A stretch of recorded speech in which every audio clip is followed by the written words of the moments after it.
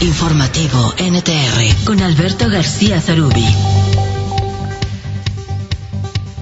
1:04 p.m, ya le decía, hoy es martes 21 de septiembre del año 2021. Discute en estos momentos la Suprema Corte de Justicia de la Nación la solicitud al Congreso para que reglamente el derecho de objeción de conciencia que tiene el personal de salud para practicar el aborto en México. Los ministros de la Corte aprobaron declarar el día de ayer inconstitucional este concepto, ya que vulnera el derecho otorgado a las mujeres para decidir libremente la interrupción de su embarazo. ¿Qué significa esto de la objeción de conciencia? Un doctor puede alegar que no está de acuerdo con hacer un aborto. ¿Por qué? Porque hay muchos sectores de la sociedad que aún consideran el aborto un asesinato. Han dicho médicos, han dicho doctores, más adelante vamos a hablar con el Colegio Mexicano de Médicos, han dicho que no son simples instrumentos de la salud, que los doctores tienen pues el criterio para decidir cuándo se está cuidando la vida y cuándo no. Por eso hoy los médicos en México están advirtiendo que esta conciencia, esta objeción de conciencia que siempre los ha resguardado, tiene que ser dialogado con ellos primero y posteriormente modificada la ley. No se trata de abogados, no se trata de ministros, no se trata ni siquiera de legisladores, dicen los doctores. Se trata del personal de salud que tiene que analizar si está en capacidad primero profesional de hacer un aborto y dos, sobre el trabajo que deben de hacer también de manera individual para practicar estas decisiones que ya están legal en el país, pueden tomar las mujeres. El presidente de la Corte, Arturo Saldívar, afirmó ayer durante la votación que el derecho de las mujeres a decidir no puede ser violado por un concepto como la objeción de conciencia que no ha sido regulado ya por la Ley General de Salud después de la modificación hecha por los ministros. No se puede criminalizar a las mujeres que deciden abortar, pero no se agotó en esto la sentencia. La sentencia establece claramente una vertiente prestacional.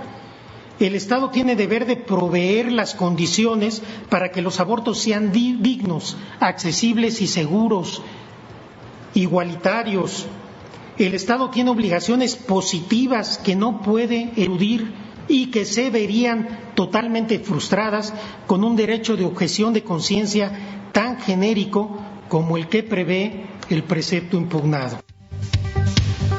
En tanto, esta mañana el presidente Andrés Manuel López Obrador rechazó nuevamente pronunciarse sobre el aborto y ahora sobre el derecho de objeción de conciencia del personal de salud. El mandatario rechazó que con su silencio se esté lavando las manos. Afirmó que es mejor que en estos temas tan controvertidos el presidente no se pronuncie. Rechazó que actúe como Poncio Pilatos. Tengo que ser respetuoso de todos, de creyentes y de no creyentes. Ese es mi papel principal en estos temas y no puedo opinar, no me estoy lavando las manos, no soy Poncio Pilato. Sencillamente creo que a todos los mexicanos conviene que en un tema de esta naturaleza el presidente no tome partido. Además, el presidente Andrés Manuel López Obrador desacreditó la denuncia del coordinador de los senadores del PAN, Julen Rementería, sobre la contratación de médicos cubanos sin títulos al inicio de la pandemia. En su conferencia de prensa matutina en Palacio Nacional, López Obrador calificó al senador panista de hipócrita y ultraconservador.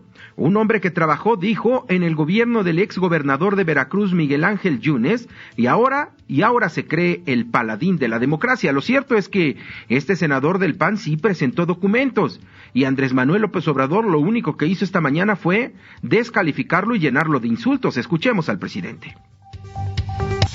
Y ahora igual, que se trajeron médicos cubanos que no tienen título. Un gran escándalo. Es evidente que es una persona, y se le debe de respetar, de pensamiento conservador, ultraconservador, pero tienen que actuar con ética. El problema, siempre lo he dicho, del conservadurismo es que su doctrina es la hipocresía. Tengo entendido que este senador fue de obras públicas, fíjense, en el gobierno de Yunes, y ahora se quiere convertir en el paladín de la honestidad, de la transparencia. Muy lamentable todo esto. Pero si ya sabía el presidente de la República que había una acusación desde el día de ayer, ¿por qué no presenta? ¿Por qué no presenta los documentos que avalen que fue una contratación oficial y legal, ¿no? Tenía ahí al Gabinete de Salud, que seguramente fueron los que pidieron ayuda. Tenía ahí al canciller mexicano Marcelo Ebrard para dar a conocer y transparentar la contratación de médicos cubanos, que por lo pronto el senador del PAN, coordinador de los senadores del Partido Acción Nacional, Julen Rementería, advirtió que tiene cómo comprobar que ni siquiera tenían títulos universitarios estos doctores. Acuérdese que estos doctores llegaron también de una manera muy extraña. En redes sociales se empezó a manejar que había aviones que estaban aterrizando con personal de Cuba, y fueron imágenes en el aeropuerto internacional de la Ciudad de México sin que la autoridad dijera nada. Hasta que se empezó a publicar las imágenes, empezaron a publicar las imágenes de estos doctores, fue cuando las autoridades dijeron, sí, pedimos ayuda a Cuba por medio de su adelanto médico para que nos viniera a apoyar. Y después hubo una serie de quejas de los mismos doctores y personal de salud mexicana que advertían que había, además de un trato preferencial, no hacían nada los doctores cubanos. No hemos tenido transparencia en eso. Y los temas quizá más llamativos que ha tenido que intervenir el gobierno mexicano, no tenemos nada de transparencia. Acuérdense de las pipas que se contrataron al inicio de la lucha contra el huachicol, porque se cerraron los ductos y el gobierno mexicano decidió trasladar la gasolina a través de pipas. No hubo una transparencia en la compra y de hecho la información está reservada. No hay una transparencia sobre los contratos que se están haciendo con las farmacéuticas para la contratación y compra de la vacuna anti-COVID. Y eso que ya tenemos más de 106, según las autoridades, 106 millones de dosis ya compradas o donadas. No tenemos transparencia. Y ahora, con estos médicos cubanos, que advierte y denuncia el Partido Acción Nacional a través de documentos que subió a su cuenta de redes sociales Julen Rementería, pues ahí sí se advierte sobre irregularidades en la contratación de este personal de salud. Y hoy el presidente, ¿qué hace? Solamente lo llena de insultos. Y creen las autoridades federales que los insultos pues van a contrarrestar las pruebas que está presentando el senador del PAN. Por lo pronto también, pues la que ha servido como segunda, ¿no? Como espejo del presidente Andrés Manuel López Obrador, que es la jefa de gobierno Claudia Sheinbaum, reconoció que se le pagó a los médicos cubanos por sus servicios en México al inicio de la pandemia. Pero dijo, no hay nada que ocultar, todo está en orden, advirtió. Ustedes saben que una de las actividades más importantes que ha desarrollado Cuba pues es precisamente la medicina. Y no hay nada, absolutamente nada que esconder. Fueron distintos profesionales de la salud que vinieron a México a apoyar. Fueron 2 periodos en donde estuvieron tanto principalmente en la Ciudad de México, aunque también en otras entidades. Y con todo gusto podemos darles toda la información. Creo que ya la Secretaría de Salud lo hizo. Cuántos médicos, enfermeras, especialistas se incorporaron pues a salvar vidas en nuestra ciudad. No hay nada que esconder. No hay absolutamente nada que esconder. Es esta, pues no sé, esta búsqueda de encontrar o de buscar donde no hay absolutamente nada. Pues es este vínculo que ellos tienen con la derecha más derecha de la derecha de la derecha, y están buscando que haya algún tema con relación a esta solidaridad que recibimos por parte de los médicos cubanos. Por supuesto que se les pagó, no fue gratuita esta solidaridad. No fue gratuita esta solidaridad cuando nos las vendieron así, ¿no? Que según esto había una gran solidaridad con el gobierno de Cuba y que por eso nos mandaban a los médicos. Hoy, hasta que el senador del PAN da a conocer estos documentos, ya se confirma por parte de la jefa de gobierno Claudia Sheinbaum que sí se le pagó a los médicos cubanos. ¿Por qué no nos habían dicho eso antes? ¿Había la necesidad de pagarle a 30 médicos cubanos en este país? Me parece que no. Yo creo que sí tenía, aunque hace falta mucho personal de salud, pero creo que tenía las condiciones para reaccionar y no traer a 30 o 50 médicos cubanos, que me parece no había ningún tipo de diferencia, ¿no? ¿Cuánto se les pagó? ¿A dónde fue a dar ese dinero dentro de Cuba? ¿Dónde están las facturas, sobre todo, no? Porque si cuando uno va al doctor, pues le dan su recibo de honorarios los doctores, ¿no? Me imagino que a nivel diplomático debe de haber algún tipo de factura. Pero no, el presidente de la República prefiere insultar a sus opositores en vez de presentar pruebas. Y eso que dice Claudia Sheinbaum, que no hay nada que ocultar. Puras declaraciones, es la cuarta transformación. El subsecretario de Salud, Hugo López-Gatell, informó que México suma ya 8 semanas con una tendencia a la baja en los contagios. Informó que se han reducido considerablemente los contagios y los ingresos hospitalarios. Y abrimos la semana con una reducción de 25% y la tendencia continúa. 1.6% de los casos son los casos activos, todos los demás son personas que han recuperado del COVID. La siguiente, por favor. Y lo mismo en la hospitalización, continuamos viendo esta tendencia de desocupación de los hospitales COVID en la medida en que llegan menos personas de las que se van de alta, y esto también se mantiene en una tendencia sostenida en todo el territorio nacional. La siguiente, por favor. Respecto a vacunación, seguimos cubriendo todo el territorio. Estamos ya en su mayoría en los grupos de edad de 30 y 39 y la mitad en 18 a 29 años.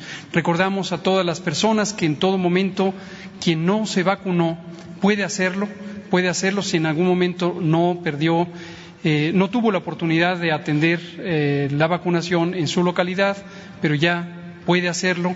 Acuda al centro de vacunación, personas de 18 años en adelante.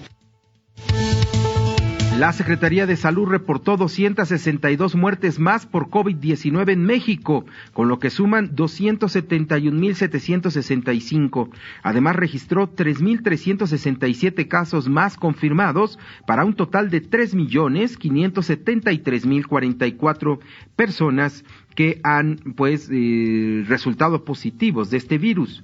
El secretario de Relaciones Exteriores, Marcelo Ebrard, informó que esta mañana arribó a nuestro país 1,750,000 dosis de la vacuna Moderna donada por el gobierno de los Estados Unidos. Ebrard agradeció a Joe Biden y al pueblo norteamericano la solidaridad mostrada. Pero los dirigentes de estos conglomerados de refugiados... Por cierto que el secretario de Relaciones Exteriores, Marcelo Ebrard, informó que sostuvo pláticas con el secretario de Estado norteamericano, Anthony Blinken, para analizar la situación de personas de origen haitiana que se encuentran en la frontera entre las dos naciones. El canciller informó que solicitó al gobierno de los Estados Unidos llegar a un acuerdo porque los migrantes de Haití son llevados a la frontera con engaños.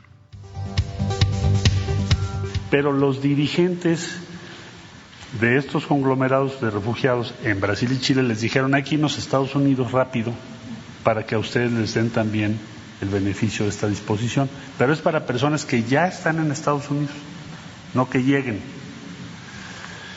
Entonces la conversación versó sobre este tema en particular y la necesidad de tener una respuesta regional no solo sobre este flujo que ha atravesado todos los países de América Latina. Estamos hablando de Perú, Ecuador, Colombia, Panamá, Costa Rica, Nicaragua, Honduras, Salvador, Guatemala y México. Porque lo están engañando. Es un periplo, Imagínense, salir de Haití, ir a Brasil, ir a Chile, tener condición de refugio, buscar trabajo. Hay niños que ya son nacidos en Chile o en Brasil, que ahora sus dirigentes les digan: vámonos a Estados Unidos rápido, porque nos van a dar la residencia o la nacionalidad norteamericana posiblemente. Pues es un engaño monumental, ¿no? El embajador de México ante la ONU, Juan Ramón de la Fuente, afirmó que el tema de Haití se debe de tratar con una perspectiva internacional y que nuestro país solicitará al Consejo de Seguridad de Naciones Unidas intervenir en esta crisis migratoria. Pues sí, desafortunadamente la situación de Haití es de una enorme complejidad, crisis tras crisis. Es un ejemplo de cómo se pueden combinar la crisis climática con la crisis política, con la crisis económica y con la crisis social. Lamentablemente para nuestro continente, Haití es un ejemplo en donde concurren los escenarios más complicados que uno puede imaginar. ¿Cómo les ayudamos? Tiene que haber múltiples frentes. El Consejo de Seguridad ha estado pendiente del asunto y yo anticipo que en los próximos días también desde ese ángulo se va a volver a analizar la situación. Hay que renovar la misión de la ONU en Haití, la BINU, cuya fecha de vencimiento está próxima a cumplirse, y tenemos que ver cómo reforzamos. Hoy más que nunca Haití requiere del apoyo de la comunidad internacional. Entonces son muchos los frentes y bueno, pues ahí estamos tratando de contribuir. Por lo pronto, Estados Unidos ya ha sacado unos 4,000 haitianos debajo de un puente del río allá en Texas y espera resolver la situación entre 48 y 96 horas, según informó el secretario de Seguridad Nacional, Alejandro Mayorkas. Afirmó además que se espera la salida de más de 4 vuelos de repatriación este mismo martes. Pero lo cierto es que la comunidad internacional tiene que estar encima de los operativos que ha hecho las autoridades migratorias de los Estados Unidos. Ayer veíamos imágenes inauditas, como al estilo oeste, los policías migratorios se subieron a sus caballos y le echaron la fuerza del caballo a estas pobres personas que, hay que recordar, son migrantes, son haitianos, pero son seres humanos, que hay que apoyarlos, que hay que ayudarlos. No están ahí por gusto, no están ahí ni siquiera por lo que generalmente se habla para la migración, que es buscar mejores ingresos. Son hombres que salieron desde hace mucho tiempo, y no es una justificación del canciller mexicano Marcelo Ebrard, que tienen mucho tiempo en Brasil o en Chile. Son personas que están huyendo del país más pobre del continente americano, que ha tenido terremotos, que han tenido gobiernos malos, que han asesinado hace poco a su presidente. Tiene que haber una solución, y no es la fuerza de la patrulla fronteriza ni de la fuerza migratoria de los Estados Unidos la respuesta que se le debe de dar. Ayer, una vergüenza para la humanidad que la policía de los Estados Unidos en materia migratoria le hubiera echado los caballos y estuviera agarrando a los migrantes como si fueran ganado. Algo inaudito que pueda pasar todavía en pleno siglo XXI. Si es que Estados Unidos ya prepara 4 vuelos para regresar a estos haitianos a sus naciones. La Organización para la Cooperación y el Desarrollo Económico dio a conocer la revisión a sus proyecciones de crecimiento mundial para 2021 y 2022, en la que mejoraron sus expectativas para México. El organismo proyectó que la economía mexicana crecerá este año al 6.3%, frente a su pronóstico previo del 5%, es decir, 1.3 puntos porcentuales más. En tanto que para 2022 prevé una expansión del Producto Interno Bruto de 3.4% en lugar del 3.2% que dio a conocer hace 4 meses. El presidente Andrés Manuel López Obrador aseguró que las recientes fallas en el sistema del banco BBVA son una llamada de atención para que intervenga la Comisión Nacional Bancaria y de Valores. Es una buena llamada de atención para que intervenga esta comisión, que nos informe qué procede en estos casos, que lo haga la Secretaría de Hacienda y la Comisión Bancaria. Y es que tiene mucha razón el presidente de la República. A mí me encantaría que él también actuara, ¿no? Si usted falla con el banco, ¿qué pasa, Milton? Te cobra, ¿no? Te pasas un día y te cobra como si tuvieras, tardado 6 años, ¿no? Y te cobra unas comisiones enormes. Y por más que le dices, oye, fíjate que se dañó mi teléfono, vamos a poner el mismo ejemplo, ¿no? Se me dañó el internet, se me dañó el teléfono, y no te pude hacer la transferencia. ¿A poco el banco dice, no te preocupes, mira, yo entiendo, me enojé, pero entendí, ¿no? Cuando no vi tu pago me volví a enojar, pero entiendo, y ahora no pasa nada? No, eso no hace el banco. El banco te cobra porque te cobra. Y le vale. No hay una autoridad que lo regule, perdónenme, pero la Comisión Nacional Bancaria y de Valores es una institución que se dedica a cobrar. No hay una regulación. Tenemos cobros de los bancos extremadamente altos, ¿no? ¿Ha usted tenido la emergencia de sacar dinero de un banco, de un cajero que no es su banco? ¿Y ha visto lo que le cobran? Es impresionante. ¿Por qué le tienen que cobrar uno? Mire, puede uno sacar lo que quiera, ¿no? Puede sacar, vamos a pensar, hasta 9,000 pesos que se puede. ¿Por qué me tienen que cobrar casi 50 pesos por sacarlo, no? Cuando el sistema bancario está comunicado. Y entonces todas estas, usted ha visto su estado de cuenta, todos los intereses que cobran.